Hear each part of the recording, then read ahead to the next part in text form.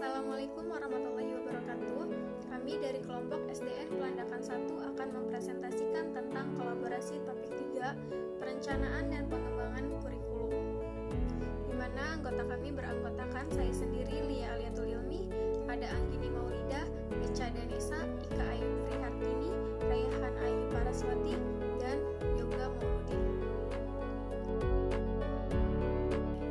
Jika peserta didik dikatakan telah memahami suatu masalah belajar, apabila peserta didik dapat melakukan perspektif dengan kemampuan sudut pandang peserta didik secara kritis, mampu membangun gambaran mengenai materi, teori, ataupun prosedur belajar.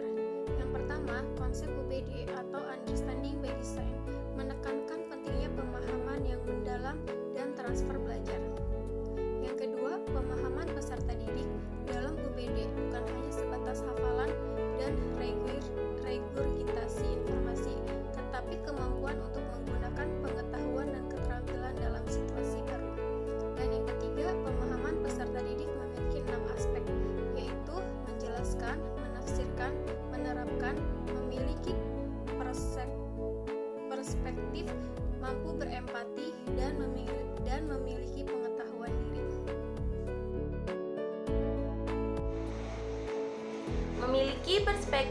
Memiliki perspektif adalah salah satu dari 6 aspek pemahaman dalam UBD.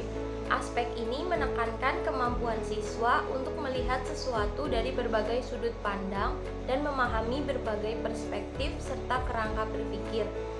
Perspektif memainkan peran penting dalam UBD karena membantu peserta didik untuk memahami tujuan pembelajaran.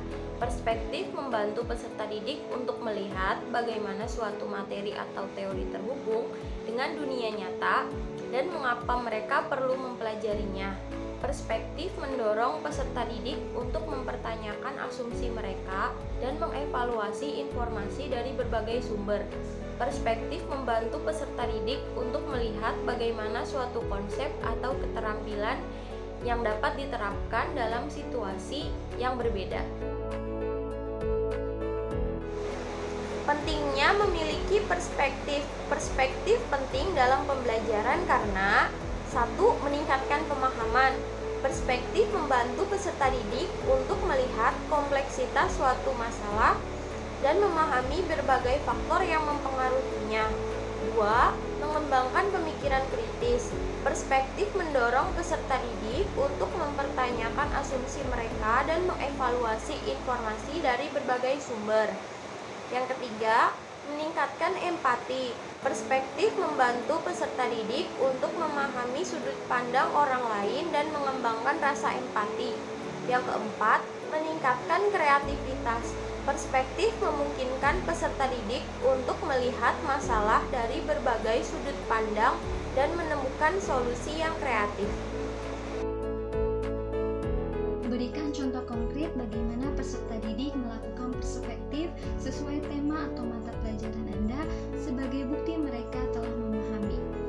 Contoh konkret yang pertama yaitu mata pelajaran IPAS, topiknya warisan budaya dan kelasnya kelas 5. Guru mengelompokkan siswa menjadi 4 kelompok yang masing-masing kelompok akan diberikan tugas yang berbeda, yaitu kelompok 1, cara generasi muda bisa terlibat dalam pelestarian budaya, kelompok 2, tantangan pengrajin seni tradisional, kelompok 3, dampak hilangnya warisan budaya, dan kelompok 4, kontribusi pariwisata terhadap pelestarian warisan budaya.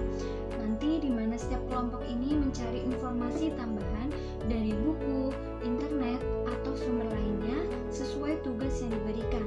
Setelah semua kelompok merangkum materinya, semua kelompok mempresentasikan hasilnya di depan kelas, dan semua kelompok juga diharuskan memberikan tanggapan mereka berupa kritik, saran, dan pertanyaan. Setelah diskusi selesai, adakan seksi refleksi bersama. Nah, kegiatan ini mendorong siswa untuk berpikir kritis dan memahami warisan budaya dari berbagai sudut pandang. Siswa dapat mengembangkan kemampuan komunikasi dan presentasi melalui diskusi. Dan yang terakhir, kegiatan ini juga menumbuhkan rasa empati dan kesadaran siswa terhadap pentingnya melestarikan warisan budaya. Materi selanjutnya akan dijelaskan oleh Echa Danesa. Berikan contoh konkret bagaimana peserta didik melakukan perspektif sesuai tema atau mata pelajaran Anda sebagai bukti mereka telah memahami. Contoh yang kedua yaitu terkait mata pelajaran pendidikan Pancasila, topik lingkunganku kelas 5. Guru mengelompokkan siswa menjadi 3 kelompok yang masing-masing akan diberikan tugas yang berbeda, yaitu kelompok 1 definisi identitas diri dan lingkungan menurut perspektif mereka.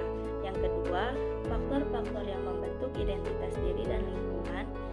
Kelompok 3, cara melestarikan identitas diri dan lingkungan, di mana setiap kelompok mencari informasi tambahan dari buku, internet, atau sumber lainnya sesuai tugas yang diberikan. Setelah semua kelompok merangkum materinya, semua kelompok mempresentasikan hasilnya di depan kelas, dan setiap kelompok diharuskan memberikan tanggapan mereka berupa kritik, saran, dan pertanyaan. Setelah diskusi selesai, adakan sesi refleksi bersama.